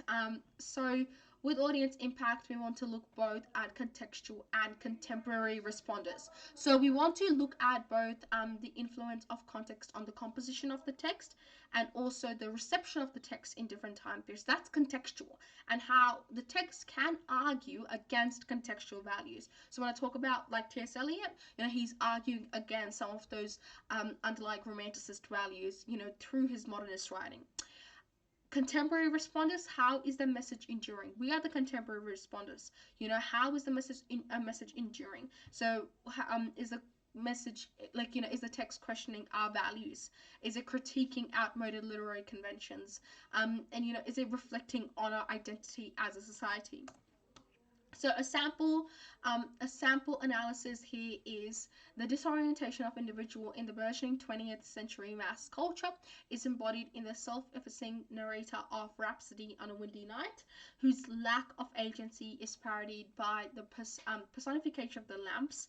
Mount, the bed is open, the toothbrush hangs on the wall, put your shoes at the door, sleep, prepare for life. So symbolic of the rapid industrialization and machination of life, the lamps commanding tone and truncated lines bitterly satirizes human subjugation to routines and machineries. Such a concern resonates equally with contemporary anguish over individual agency.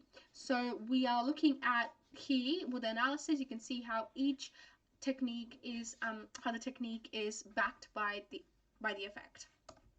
Okay, so integrating scholars. So remember, scholars are used to enhance your argument. It doesn't have to be a long, tiresome process, but they're used to enhance your argument, and they articulate on a concept that goes beyond, your general year 12 understanding.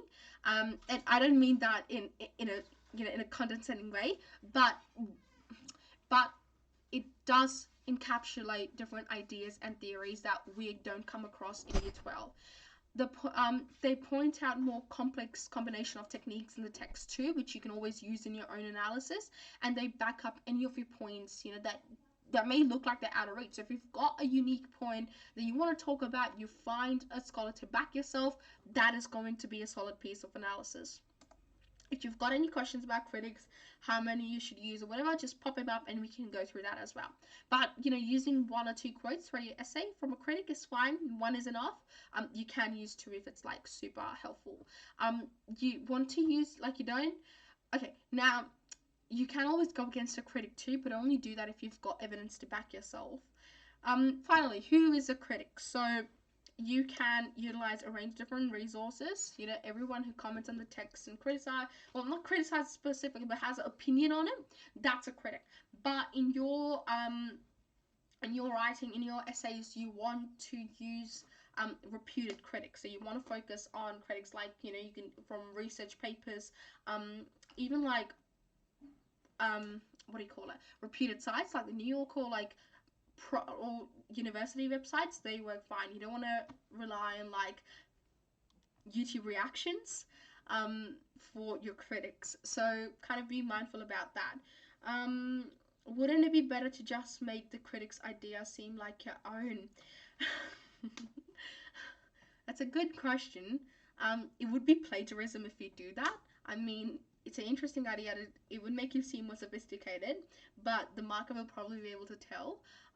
You can obviously reword it and stuff, but it's good to use a critic to back your point and to say, okay, I've done my research. This is, the critic is backing my point up too. So you can use the idea, and you then use the critic. You obviously want to credit the critic. You don't want to plagiarize in this case. All right, cool. Now, moving on, how to integrate scholars. Do skim read for concepts. Don't get bogged down, you know, in loads and loads of journals. Like, you don't have to do that. You've got a year, like if you're pursuing tertiary education, you'll get a chance to do that. So take the easy route for now. Summarize critical readings into a few key points. You don't have to like read the whole thing. You can always just, you know, take what you need and get out. Like, that is what you want to do. You don't want to summarize readings in a document as long as the reading itself. Don't do that. Pull out succinct quotes. Don't pull out quotes longer than a sentence. Remember, the essay is about your personal interpretation. It should not be about the critics, you know, what the critic is thinking. So you don't want to over rely on critics, because that's going to tell your marker that the critic is doing the thinking here for you. So you don't want that. Paraphrase critics in your essay to support your point. You don't want to use critics' arguments in your place. That's over reliance on the critic. That's not a very good way to go about it, because that's telling me that, you know, there's, to cover up for your lack of personal interpretation, you're using the critic.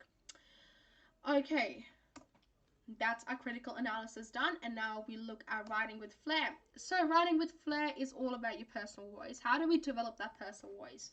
Having an opinion, you know, hence readers are allowed to are allowed to I have to think of a evidence and stuff here, so I'm going to be vague. Hence, readers are allowed to gain a deeper understanding into the role, into the, you know, the notion of loneliness as a construct for people's identity, something like that. So we want to have an opinion there. We want to have an adapting structure. So with your essays, and I'll talk a bit more about this, you want to have that adapting structure where you are able to have your personal voice. You don't have to stick to, you know, the one concrete structure. Based on the questions, you may, for instance, change quotes around. You may bring one quote up, you know, like, so you may sort of choose to, you know, restructure your quote, shuffle them around. That's totally fine, as long as it's allowing your personal voice to come through, as long as it's linking back to your ideas strongly. The structure is in your quote. Like, you can do whatever you want to it, but just making sure that it's still adhering to the conventions of the essay. You've got your intro, body, paragraph, conclusions. You've got plenty of quotes. Totally fine. Then clear and clever expression. So you don't want to you don't want to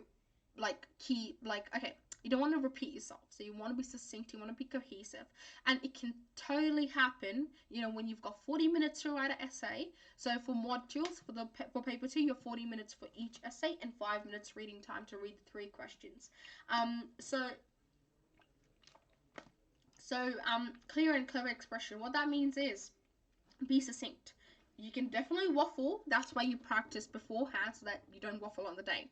So that's why clear and clever expression is important. I did see a question come through about, like, how do you include critics? Like, how much acknowledgement is needed? Like, just their name is enough. You can include the article, but just their name is enough. Like, you just need the name. That's it. The name and then what they said in quotation marks. You can paraphrase them, but having them in quote, like backing your point in, like, you've got your own point and the critic is backing your point, you want to have that in quotation mark. Cool. Okay, next we've got personal voice. So we've got these 3 things. How do we do that? we have clear and clever expression, we have an opinion by having unique analysis, by having critiques of a text. You are a critic. You are critiquing the text, so feel free to do that.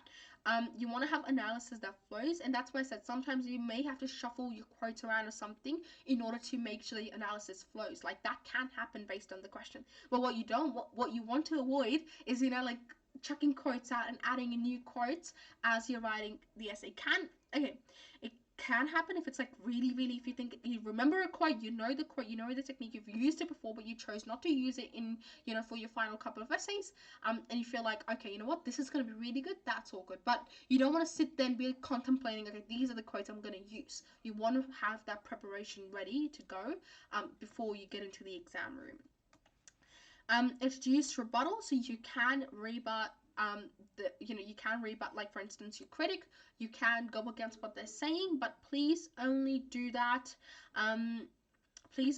if you've got solid evidence to back it up. Don't do it just for the sake of sounding cool. You don't want to make that mistake. So only do it if you've got good evidence to go with it, and if you really do believe that your idea counters their idea. Varied sentences. Make sure your tone is formal with the essay, but you'd want to have varied sentences, a mixture of complex, short, simple sentences. You know the deal. What you don't want is like super long sentences or super short sentences. Like I've seen super short sentences as well, where like you break a sentence in half and then you continue in a new sentence. Don't do that. This is something that will come along with practice. Specific verbs, and finally figurative language. So, personal voice, have an opinion. How do you react to the text? Don't forget you are the audience. So you want to think about, do you like the text? Is it well made? Is it well written? You don't have to agree to it. Remember, you can critique it, but you need to have evidence to back yourself there. Think of what interests you about the text. You can experiment with the structure, right? So structure isn't a rigid thing. You can adapt your argument. So ways to various structures, switch up your appeal. Structure, so Q to EL, you can switch it up. You can go the symbolism in, then give the quote, then the effect, then the link. Totally works. You can talk about the effect, then the technique, then the quote, then the link. But you just want to make sure you've got all those elements in there. Use a quote from a critic or writer in your intro. You can do that too, but be very, very careful there. Clear and clever expression. So 2 words, short sentences. But that does not mean you'd write like super short sentences and you don't even finish the sentence, because I've seen that happen before. Short sentences means you've got, you're not writing like super long sentences, 2-3 sentences. You've got short sentences that are making a point, answering it, and then moving on. Expand your vocabulary, so eradicate the word shows from your vocabulary. You want to use specific words like paints or conjures or highlights or accentuates. Or like embodies, queries. So you want to be able to be more specific here, because anything can show it, right? The text showed like it's there, but specific verbs make your analysis more solid. Clear and clever expression, so figurative language. For instance, Puccino sanctified by the limelight of Hollywood. Mirroring his surrogate Prospero, Shakespeare conjures the striking image. So you can see here, like we're using figurative language, to link back to Puccino. I'm talking about I'm talking about the influence Puccino has in Hollywood, right? Or with Shakespeare, I'm talking about the his personal reflection in his work. Estella's precise word core hands become a motif that resounds through Pip's narration as a contemptuous synecdoche for his working class identity, each repetition intensifying as a mantra of shame. So you're allowed to spice it up. Okay, that's done now. So we are at Mod C. We are doing pretty okay in terms of time. I've got 20 minutes left, so I'm going to try and get this done, and then we'll move on to questions. So, syllabus. Again, I'm not going to read it for you. I'm going to give you a summary of what it is. You read it, definitely read it, and it's here in the slides for you. But meet Mod C. You will get to know you'll get to know each other very well this year, but for now, this is all we need to know. You'll read a range of different texts. You'll read a range of texts which will influence your craft. So you'll read like imaginative texts, you'll read discursive pieces, and also like speeches and essays. Okay, you will compose imaginative, discursive, and persuasive pieces. In the syllabus, it says informatives. You need to know it, but for so far, even in like the HSC questions, they don't even bother mentioning informative. So you will practice more with imaginative, discursive, and persuasive pieces. You will reflect on your creative choices and the process of writing in your reflection. So how do we do it? So let's start here. Analysis of technical features and craft in text. So you start off by reading other people's text, by reading how they have crafted their own text. So you may imitate or transform the technical features from your text. So if you know, in my prescribed text, the author uses symbolism really nicely, and I want to continue using that in my own text, I may imitate or transform it. So how do I do that? I transform, so I may choose to transform form here. So playing with techniques. So McCann playfully fragments his work to mimic the disjointed process through which writing evolves. So my piece, that's my reflection. My piece utilizes an upholstery form, grafting together fragmented journal entries to likewise evoke a frustration at the disjointed process. This vexation is accentuated by exchanging numbered fragments to dated ones, marking the slow speed at which ideas take shape. So now I'm going one step ahead. I've used his form, and I've used the form that he used in his text, and now I'm elaborating on its effect. Then composition, so we analyze technical features and crafts in the text, and then we compose your own piece which combines the transforming influences. Then we reflect on those choices, so you will compose imaginative, discursive, persuasive, and hybrid forms. So you are allowed to like create imaginary discursive. That works too. So reflection on creative choices. And then you will deconstruct prescribed text from all modules to enhance your composition. So you do want to, so you can look at different ideas from all the different texts that you've studied in all the different modules in order to enhance your writing. Now, probably the question that's ringing in your head is what is a discursive text? Never heard of it before. A discursive text is a discourse. It's a verbal interchange of ideas, debate, and discussion. So, what does that mean? And I'm going to give you an example very soon. So Nessa describes it as texts whose primary focus is to explore an idea or variety of topics. These texts involve the discussion of ideas or opinions without the direct intention of persuading the reader, listener, or viewer to adopt any single point of view. So most schools have taught the discursive as a personal essay or a creative non-fiction form. So there's literary style. So you're focusing on you're focusing on literary style and also the concrete subject matter. Okay, now what is a discursive writing? So what is discursive writing? Basically, it's not didactic. Unlike a persuasive, where you're like, okay, this is right, this is wrong, this is what I believe, this is my opinion, believe it with me. Not doing that here. Your aim is to expose the nuances of a topic. Your aim is to expose the complexity of a topic. You're not being didactic here. It doesn't follow set structure. It can be anything that you want. It can flow in any way that you want. So you really have a lot of freedom here. It contains a personal spin and also makes use of literary features. So the techniques that you can use here are anecdotes. Like it can be in like a personal essay, can have that sense of that sense of sort of personal influence. There can be humor, imagery, extended metaphors, motif, irony, experimentation with form. Now remember, form is the structure here. If it's a discursive or imaginative form. And with form, we look at the macro, which is the genre, the structure, but also microform, where you may look at characterization or different techniques that have been used to mess with the form, like fragmentation or something, where the text is being fragmented. So yeah, let's have a look now. Let's simplify this, right? So topic, books, right? This is my topic. What does it mean for each one of these? For imaginative piece, I may talk about books as a mean of escape, but I can talk about anything, right? Like anything creative at books. A talking book, or book as a metaphor for knowledge, discovery, self-exploration, something like that. Now, in a discursive text, with books as my topic, I may talk about the role of books in education. Like, do we still need books versus, like computers now? The growing competition between paper books and ebooks, and what does that mean? Or the diversity of books and encompassing knowledge.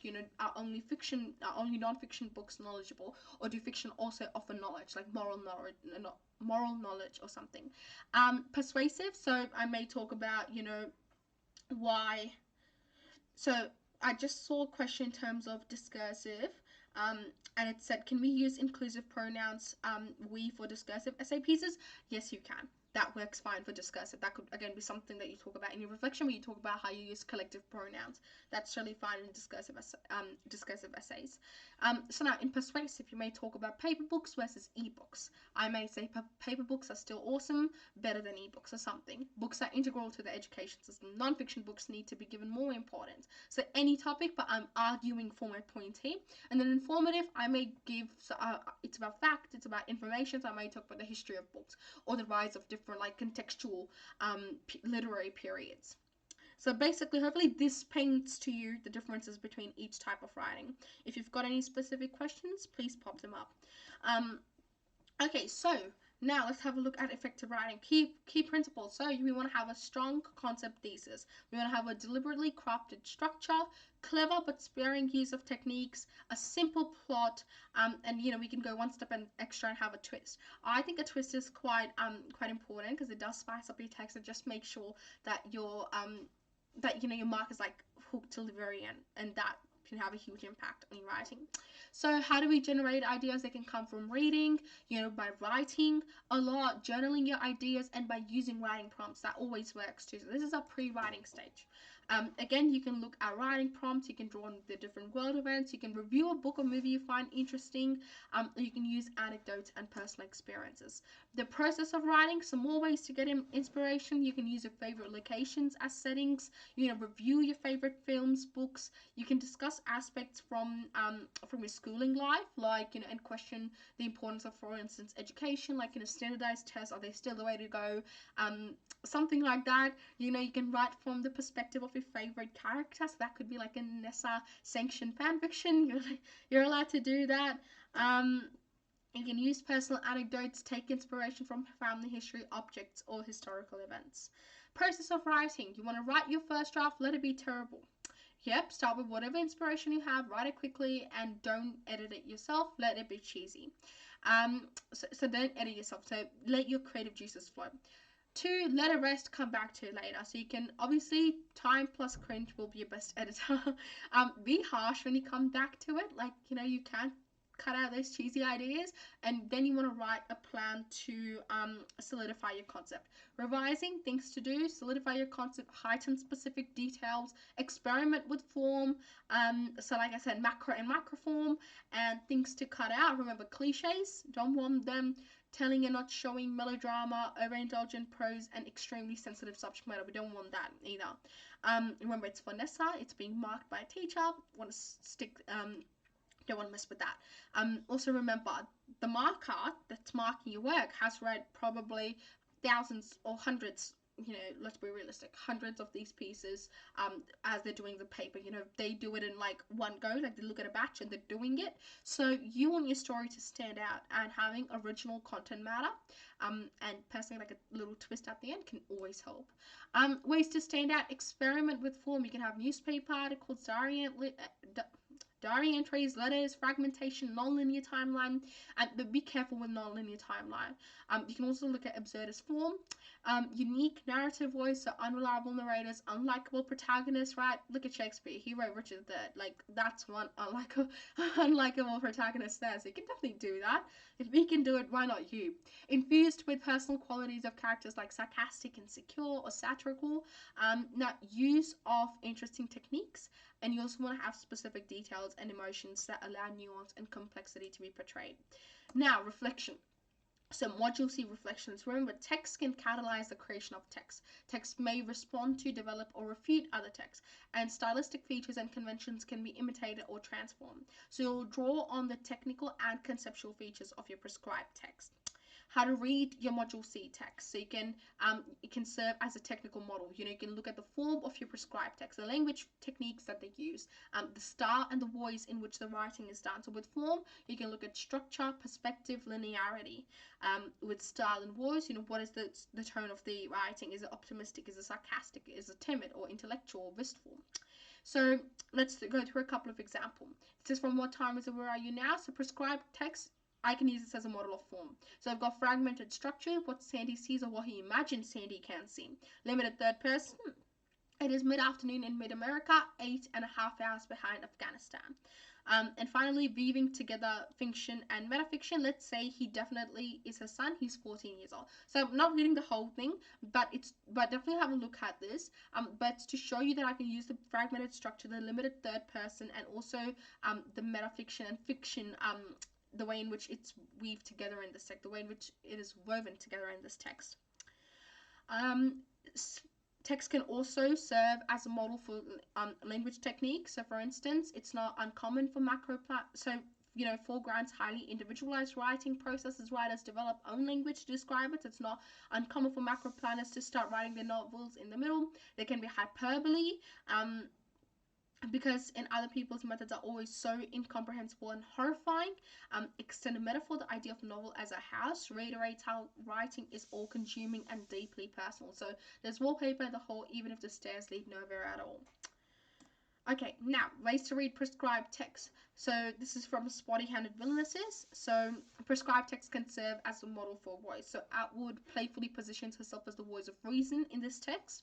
She combines wit and factual analysis to present a personal perspective. Techniques that can create this: first-person perspective, rhetorical questions, references to other authors and humans.